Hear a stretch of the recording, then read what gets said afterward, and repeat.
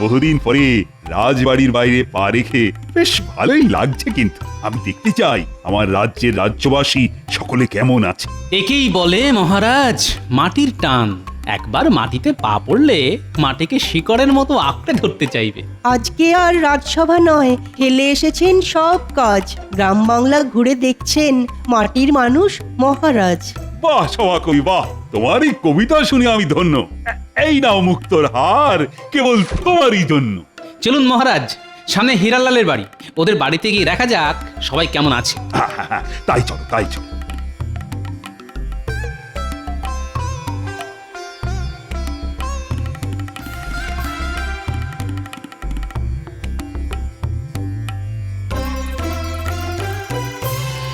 কি হীরালাল, কেমন আছো?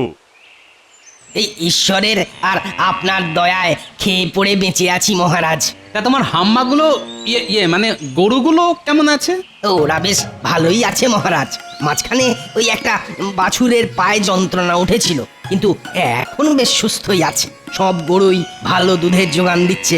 বেশ বেশ, গুরুদের যত্ন নাও, আর কোনো সমস্যা হলে আমাকে জানিও। চলো চলো, সামনে মানিকলালের বাড়ি, ওর বাড়িতে গিয়ে দেখি কি করছে।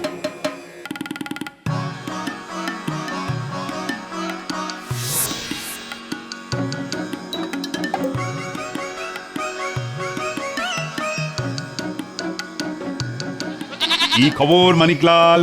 ও মহারাজ, আপনি কি সৌভাগ্য, আপনি আমার বাড়িতে এসেছেন, তাও আবার সপার্শ্বদ। কই গো মিনুর মা কোথায় গেলে গো?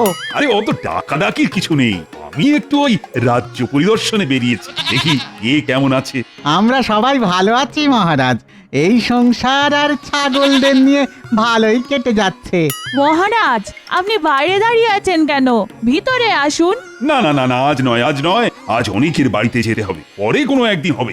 গেলে মহারাজ ভালোই হতো, হয়তো হালকা করে পেট পুজোটাও হয়ে যেত। হ্যাংলামুটা বন্ধ কর গোপাল, চলি হে মানিকলাল, পরে একদিন আসবো। আচ্ছা, মন্ত্রীকে তো দেখছি না।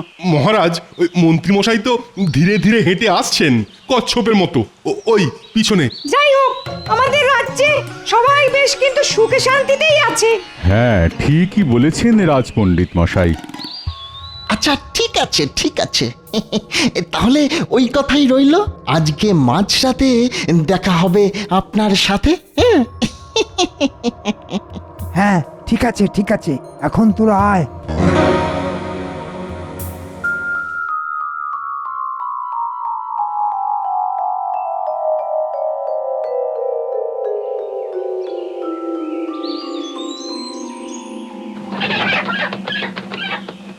কই চুনিলাল, লালচুনি? এ কি মহারাজ, আপনি? কি সৌভাগ্য! আসুন আসুন আসুন, ভেতরে এসে বসুন। না না, আমি তো আজকে বসতে আসিনি চুনি। তা তোমার কাজকর্ম, সংসার এসব কেমন চলছে? কোনো সমস্যা নেই তো? না, তেমন কোনো সমস্যা কিছুই নেই, সবই ঈশ্বরের দয়ায় কুশল মঙ্গলই আছে। বাহ বাহ, বেশ বেশ, কোনো সমস্যায় পড়লে আমাকে জানিও কিন্তু। মহারাজ কৃষ্ণচন্দ্র কোনো সাধারণ মহারাজ নন, তিনি হলেন প্রজাদরদি রাজা। যেমন মুরগির পালক, টিয়া পাখির পালক, তেমনি মহারাজ হলেন প্রজা পালক। দেখলেন মহারাজ, দেখলেন গোপাল কিরকম আপনার সাথে মশকরা করে চলে গেল। হ্যাঁ, তাই তো দেখলাম। চলো, আজ অনেক বেলা হয়ে গেছে, তোমরা সবাই এখন বাড়ি যাও, কালকে রাজসভায় তোমাদের সাথে আবার দেখা হবে।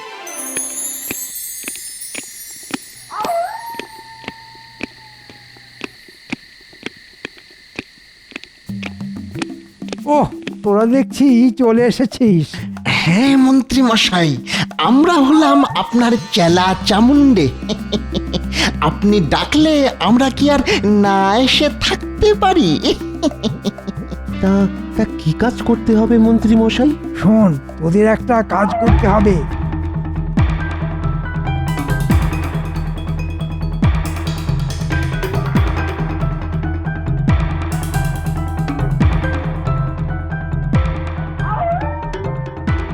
এটা দিয়েই হবে আসল কাজ। আমি সব ব্যবস্থা করে রেখেছি, তোদের শুধু বাকি কাজটা করতে হবে। আমাদের এই কাজের গুপ্ত শব্দ হলো হিরে, চুনি, মানিক। এগুলো তো মূল্যবান রত্ন, আমরা এগুলো চুরি করব? আগে ভালো করে শোন, তারপরে কথা বল। প্রথমে তোদের যেতে হবে। কোনো চিন্তা করবেন না, আমরা আমরা এমন ভাবে কাজটা সারবো, কাকপক্ষী তো দূরের কথা, রাতের বেলাতে ওই যে পেঁচাতেও টের পাবে না।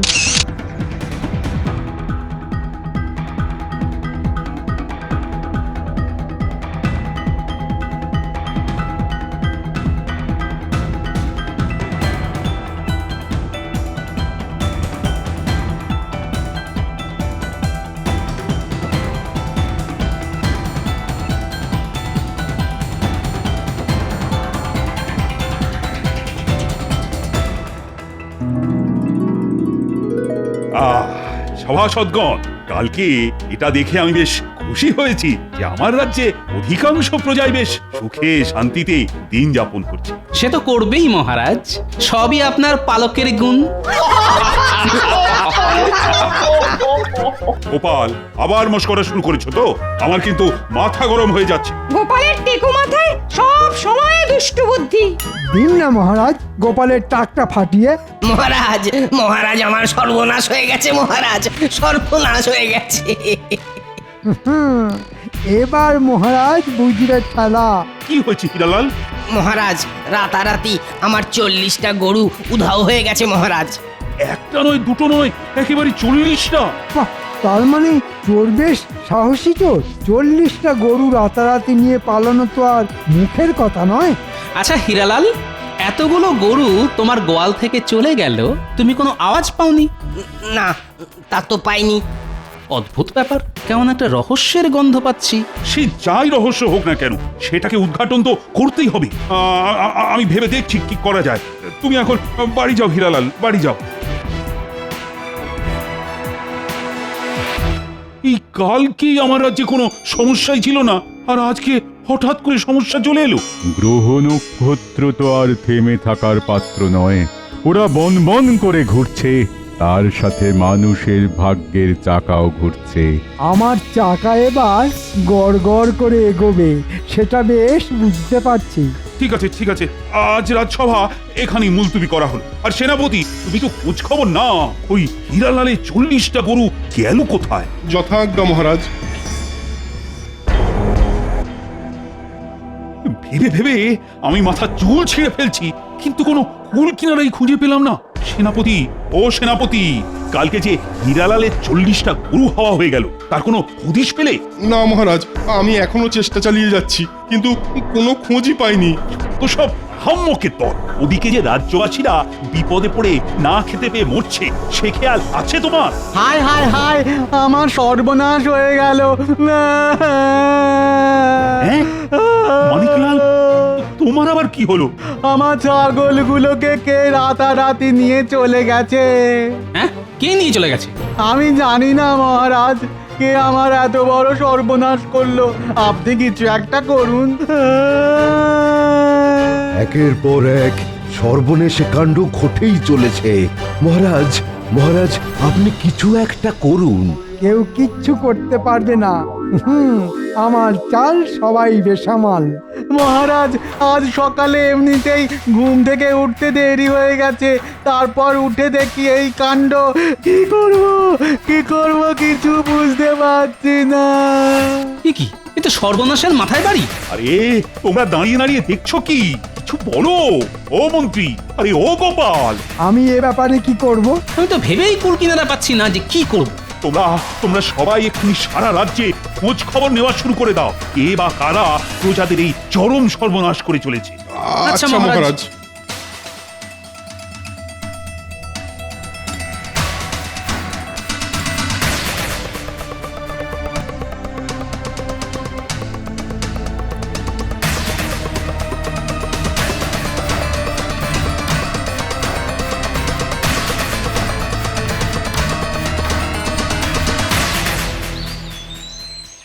কেলে পচা, আরে কেলে পচা।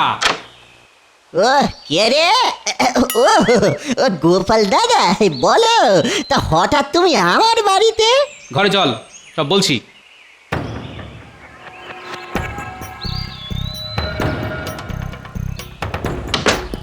এ কি গোপাল দাদা, দরজা বন্ধ করতেছো কেন?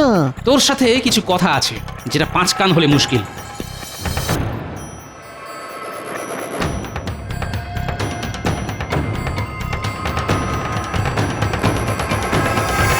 এ মা সি সি সি, এসব কি বলতিস গোপাল দাদা? তোমার কথা মতো আমি চুরি সামারি অপহরণ এসব বাজে কাজ একদম বন্ধ করে দিয়েছি, এই বিশ্বাস করো তুমি। আচ্ছা তাই বুঝি? তাই এগুলো কে করছে শুনি? বিশ্বাস করো গোপাল দাদা, আমি কিচ্ছুটি জানি না গো। শুধু ভালো কাজের জন্য তুমি চুরি করতে বলো, তখনই আমি করি, নইলে আমি ওই রাস্তায় আর কোনোদিনও হাঁটবো নি গো দাদা, সত্যি বলতেছি তোমারে। ঠিক আছে, তুই যখন করিসনি তখন কেউ তো একটা করছেই, আর যেই করুক না কেন সেটা তোকেই খুঁজে বের করতে হবে। কি করতে হবে বলো গোপাল দাদা? তোকে আজ রাতে রাজ্যের চারিদিকে পাহারা দিতে হবে। কেউ কোনো পশু পাখি চুরি করে রাজ্য থেকে অন্য কোথাও নিয়ে যাচ্ছে কিনা সেটা জানতে হবে। আচ্ছা গোপাল দাদা।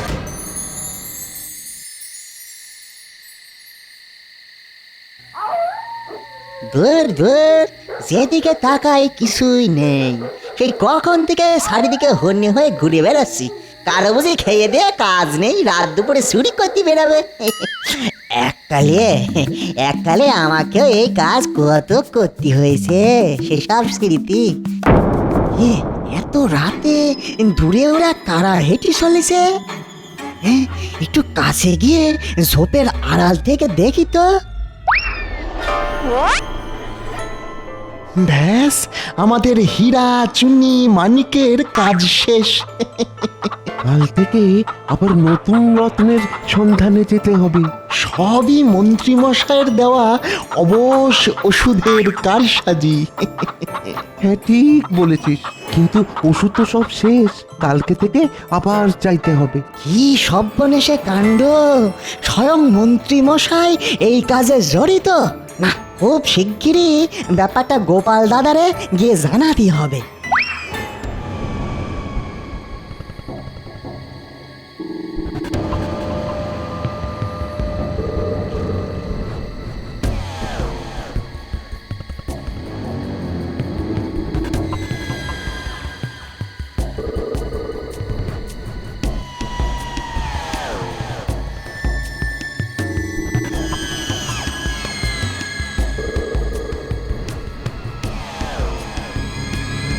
সেই কখন থেকে অপেক্ষা করছি, কিন্তু এখনো কেলে পচা এলো না। মনে হচ্ছে আজকে আর চুরি চামারি কিছু হবে না। যাই, ঘুমোতে যাই।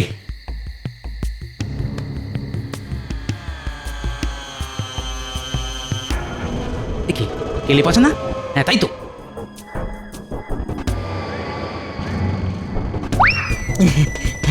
হ্যাঁ হ্যাঁ গোপাল দাদা, সব খবর জানতে পেরেছি।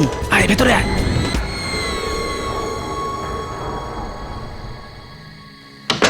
বল গোপাল দাদা, এইসব চুরি করেছে ওই বটা আর ঘটা, আর কাজটা করাচ্ছেন ওই কৃষ্ণনগরের মন্ত্রী মশাই স্বয়ং।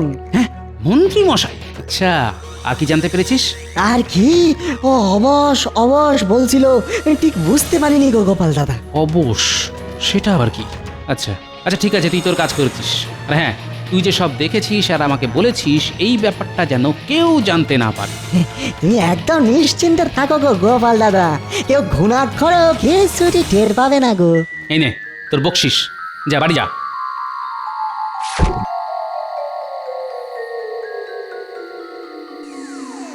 মন্ত্রী মশাই, আমি জানি আপনি অনেক পাকা মাথার খেলোয়াড়, কিন্তু এবার শুরু হবে আমার খেলা। আমি গোপাল হলাম দাবার চালে ঘোড়ার আড়াই প্যাঁচ, যে চাল মন্ত্রীর চালও সম্ভব নয়। একের পর এক চুরি হয়ে চলেছে, কিন্তু কারো কোনো হুঁশ জ্ঞান নেই। তোমরা সবাই এক একটা অকর্মার ঢেঁকি।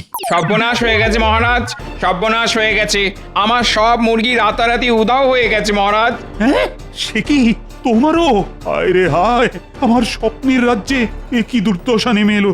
মহারাজ, আমার মনে হচ্ছে আপনার বৃহস্পতি শনি মঙ্গল এক গতিতে ঘূর্ণিপাক খাচ্ছে, তাই এই অবস্থা। ওর ছাতা!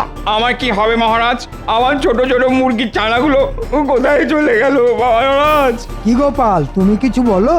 তুমি তো এত বিচক্ষণ বুদ্ধিমান প্রজা, তোমার তো এই রাজ্যের বিপদের সময় সকলের পাশে দাঁড়ানো উচিত। আমি নিজেই তো বিপদের মধ্যে ডুবে আছি, আমি কি লোকেদের পাশে দাঁড়াবো? তোমার আবার কিসের বিপদ? আর বলবেন না মহারাজ, আমার এক দুঃসম্পর্কের আত্মীয় আজ সকালে আমাকে একটা গরু দিয়ে বলল, গোপাল আমি কয়েকদিনের জন্য তীর্থযাত্রা যাচ্ছি, তুমি এই কয়েকদিন ওকে লালন পালন করো। হ্যাঁ, তোমার আবার কোন সুসম্পর্কের আত্মীয় গোপাল? আমার শ্বশুরের বড় মেয়ের দাদার ভগ্নিপতির মামার বোনের ছেলে। কি কি কি বললে? তোমার শ্বশুরের বড় মেয়ে? তারপর তারপর আমার তো ভয় হচ্ছে যদি রাতের বেলা ওই গরুটাও কি ওরকম ভাবে নিয়ে চলে যায়, তখন তো চিরের 22 ফের হয়ে যাবে মহারাজ। আমার গরুর জন্য সুরক্ষার ব্যবস্থা করুন। এই গরু বিদেশি গরু মহারাজ, একদিনে 20 সের দুধ দেয়। চুরি হলে সর্বনাশ হয়ে যাবে। কেন তুমি নিজে গরু পাহারা দেবে? আপনারা তো জানেন আমার কাজের মধ্যে দুই, খাই আর শুই, আর একবার শুলে ঘুমিয়ে মরা। চুনিলাল, তুমি এখন এসো। আমি যত তাড়াতাড়ি সম্ভব তোমার সমস্যার সমাধান করার চেষ্টা করব। আচ্ছা মহারাজ। ওহ, সেনাপতির দ্বারা তো কিছুই হলো না, আবার গোপাল নিজেই এখন বিপদের মধ্যে। উফ, এখন এখন কি আমার পাশে কেউ নেই যে এই প্রজাদের দুর্দিনে আমার কাজে আসবে? মহারাজ, যদি আপনি অভয় দেন তাহলে আমি একবার খোঁজ খবর নিয়ে দেখতে পারি কে বা কারা এই কাজ করছে। আচ্ছা মন্ত্রী, তাই দেখো যত তাড়াতাড়ি সম্ভব এর সমাধান চাই। আমি যে প্রজাদের কষ্ট কিছুতেই মেনে নেব না। যথা আজ্ঞা মহারাজ। বাবা, এটা দেখছি ডাকাতকে দিল সেপাইয়ের কাজ। নে বাবা নে, তোর জন্য যথেষ্ট খাবারের বন্দোবস্ত করে দিয়েছি। এবার আমাকে চোর ধরার বন্দোবস্ত করতে হবে।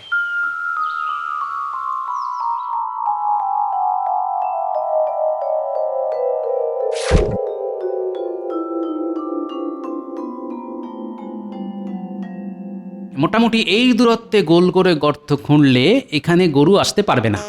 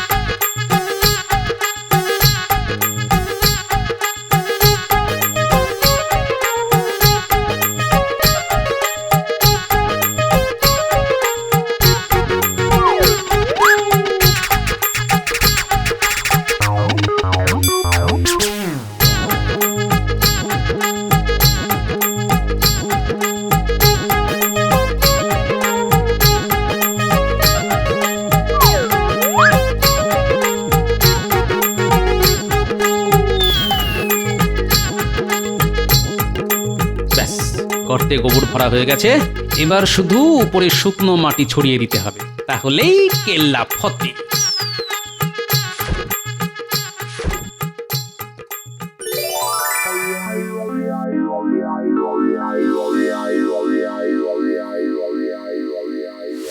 প্রহরী, চটপট মহারাজকে ডেকে আনো, খুব জরুরি দরকার। বলো গোপাল ডাকছে।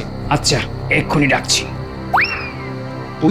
ওই তো গোপালের গরু দেখা যাচ্ছে গাছতলায় বাঁধা। আরে দাঁড়া, আগে অবশ করার ওষুধটা কাপড়ে করে জানলা দিয়ে ছুঁড়ে দি, তারপরে কাজ করতে হবে।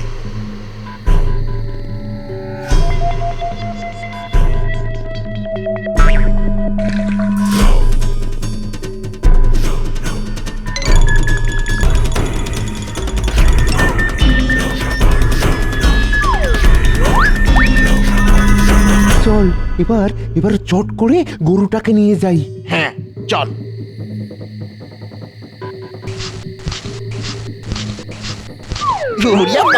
বাবারি, গর্তের মধ্যে পড়ে গেলাম রে।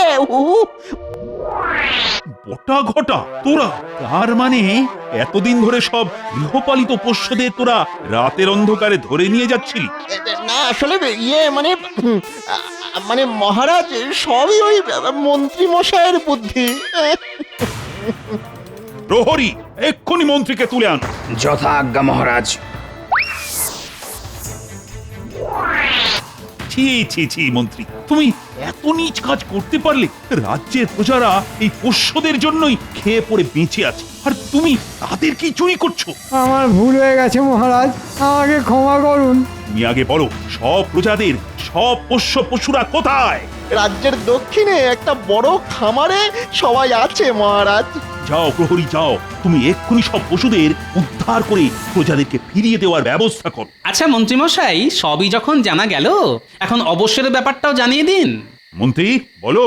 আগে মানে একটা অজ্ঞান করা রাসায়নিক ব্যবহার করেছিলাম মহারাজ। তাহলে বেশ কয়েক ঘন্টা অজ্ঞান হয়ে থাকবে আর কেউ কিছুই বুঝতে পারবে না। কই কই দেখি ওষুধটা।